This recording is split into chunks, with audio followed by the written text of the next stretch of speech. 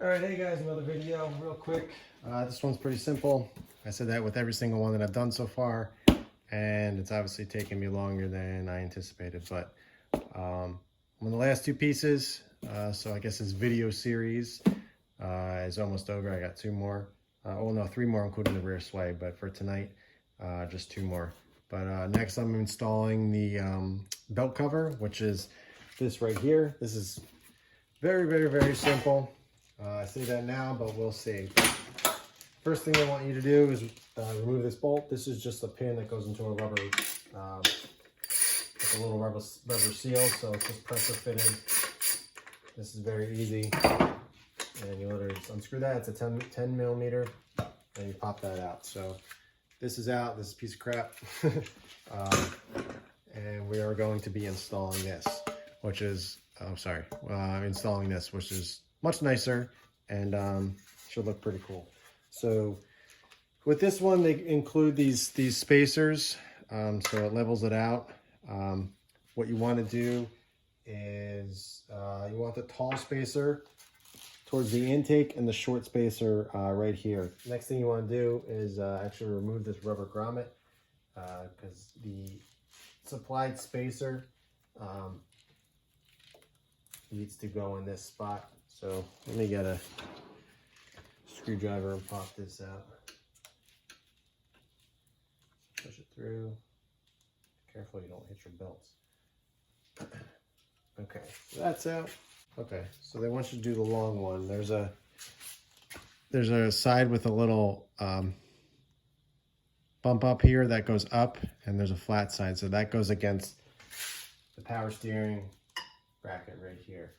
So and I take the long screw, line that up, and I got my washer and bolt here. I'm going to loosely install that. So now they want to put this one, the smaller spacer over here.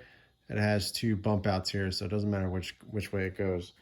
But you want to line that up there, place it on top, and get your washer, put it on like this. And this one, since there's no threads, you're gonna use a nut. So I can see this being a little more difficult just because there's not much room to get this nut on. So let me see how I can do this. All right, so I found the washer. For some reason I wasn't supplied with one for the one that goes under there. So I ended up finding one in my parts bag, whatever, of nuts and bolts and everything. So I found a good one that fit. So now I'm just going to tighten this one up. So you just want to hold the nylon or locking nut under there, tighten that up. And this one is, you don't need, it's just going into threads. Just tighten that up. And what they said afterwards, or after doing some driving, is to come and check this to make sure everything is still tight, and everything looks good. I guess you want to check to make sure that the belt isn't hitting any of the wheels, which it doesn't. There's some space there. Everything looks good. It's nice and covered. It looks much better than the OEM one. Way cleaner. I'm really liking how this is turning out. I mean, like I said, it's not the prettiest of engine bays, but having this stuff kind of definitely updates the look. And just, I'm really happy I went with the black. The green would have been kind of all over the place. It would have been black, red, and green. So, I mean, like I said, it would have been really cool if I had the brakes to kind of tie everything in, but the black is just, I'm really happy with that choice. So, yeah, if you guys have any questions about this, just make sure you check the screws after you do some driving, just to make sure it's still nice and tight. I don't really see it really loosening up, but I will say that the bolts that you have to get to under here, I don't think I can really show you. It's right. Yeah, it's whatever. It's the screw, the nut that you have to use for this one. It's a little tricky because you got to put a washer on there too. So you have to be really careful you don't drop anything. Luckily I didn't. I thought I was going to, because I usually do. but nothing fell through. So happy about that. And I just want to make sure we're at the clearance under here from the pulley and the belts, and there's plenty of space.